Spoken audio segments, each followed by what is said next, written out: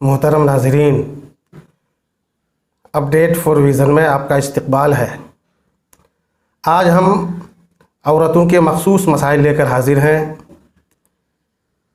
جن کا عورتوں کے لیے جاننا ضروری ہے، یعنی نفاس کے احکام اور مسائل کا بیان شروع کرنے جا رہے ہیں۔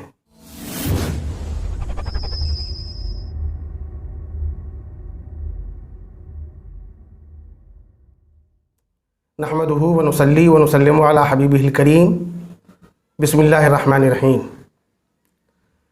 عورت کا بچہ پیدا ہونے کے بعد جو خون آگے کے مقام سے نکلتا ہے اسے نفاس کہتے ہیں۔ نفاس کی کم سے کم مدت کچھ بھی نہیں ہے۔ آدھا سے زیادہ بچہ نکل جانے کے بعد ایک آن کے لیے بھی اگر خون آئے تو اس کو نفاس کہیں گے، وہ نفاس میں شمار ہوگا۔ اور زیادہ سے زیادہ نفاس کی مدت شریعت میں 40 دن رکھا گیا ہے۔ نفاس کے بارے میں یہ ضابطہ یاد رکھنے کے لائق ہے کہ جب بھی بچہ پیدا ہونے کا لفظ بولا جائے گا تو اس کا مطلب یہ ہے کہ آدھا سے زیادہ بچہ باہر آ جائے۔ اگر کسی عورت کو 40 دن سے زیادہ خون آئے اور اگر اس کا یہ بچہ پہلا تولد ہوا ہے یا یہ یاد نہیں ہے کہ اس سے پہلے جو بچہ پیدا ہوا تھا اس میں کتنا دن تک خون آیا تھا، تو 40 دن تک جو خون آئے گا، 40 دن کا مطلب دن اور رات ملا کے، اس کو نفاس کہیں گے۔ باقی کے دنوں کا خون استحاضہ ہوگا۔ اور اگر پہلے کی عادت معلوم ہے تو عادت کے دنوں تک نفاس ہے، اور جتنا اس سے زیادہ ہوگا وہ استحاضہ کا خون ہوگا۔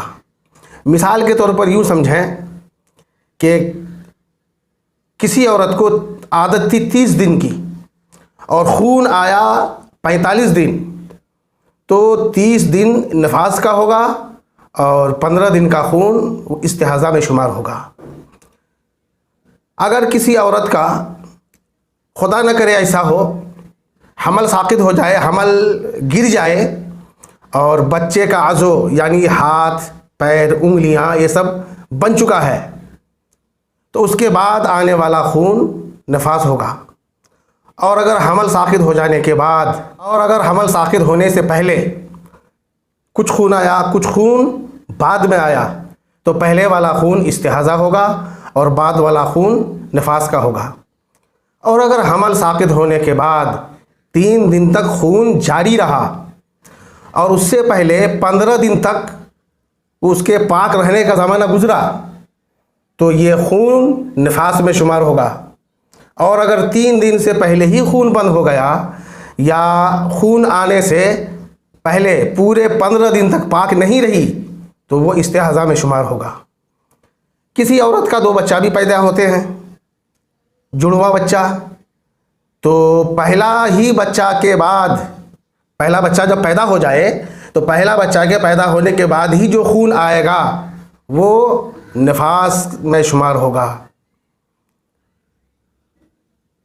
40 دن کے اندر خون جاری رہنا کوئی ضروری نہیں ہے، بلکہ کبھی خون آیا کبھی خون نہیں آیا تو پورے دنوں کو نفاس میں شمار کیا جائے گا۔